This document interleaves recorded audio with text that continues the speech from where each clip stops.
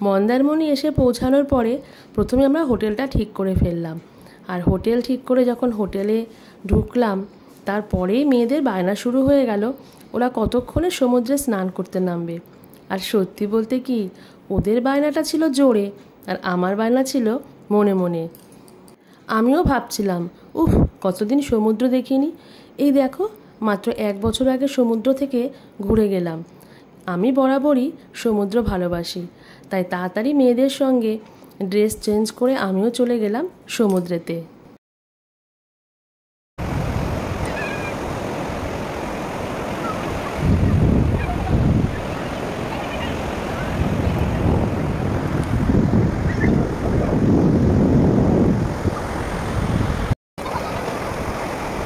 Video দাও।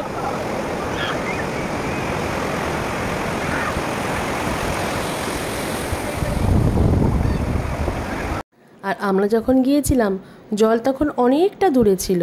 আমার অবশ্য এটাই ভালো লাগে, জানো বন্ধুরা, ওই কানায় কানায় সমুদ্রের জল আমার ঠিক ভালো লাগে না। এদিকে দেখো, মেয়েরা স্নান করতে করতে বায়না করলো ঘোড়ার পিঠে চড়বে। আর এই শুরু হলো বুঝলাম ওদের বায়না। জানি এইবার 3-4টে দিনে বায়না আমাদের সামলাতে হবে।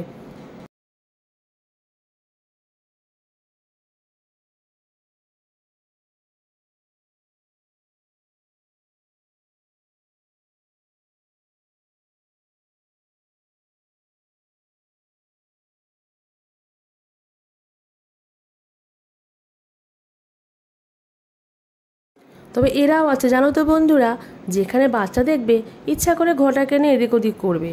আর কি দর জানো, বলছে পার হেড 150 টাকা করে। আমিও তো কম না, দুজনকে উঠিয়ে দিলাম 150 টাকাতে। আর জানো তো বন্ধুরা, আমি আমার 2 মেয়েকে নিয়ে আর ছোটো বোনের মেয়েকে নিয়ে আগেই চলে এসেছিলাম। ছোটো বোনকে তখন জিজ্ঞাসা করলাম যাবি, বললো না, তুই যা, আমার ভালো লাগছে না।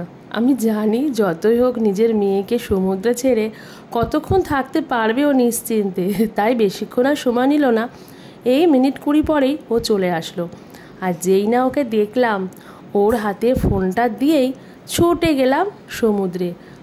সমুদ্রের এই জল দেখে পাশে চুপচাপ দাঁড়িয়ে থাকা যায় বলো তো বন্ধুরা? আর বললাম এই নে ভিডিও কর, তো আমি ছুটে দৌড়ে চলে যাচ্ছি সমুদ্রের বুকে। তো কেমন লাগলো আমার এই ছোট্ট ব্লগটা অবশ্যই জানিও। বোন অবশ্য খুব সুন্দর করে সূর্যের এই ঢলে পড়াটা দৃশ্যটাও তুলে নিল। তো ভালো থেকো বন্ধুরা, এখনকার মতন টাটা, বাই বাই।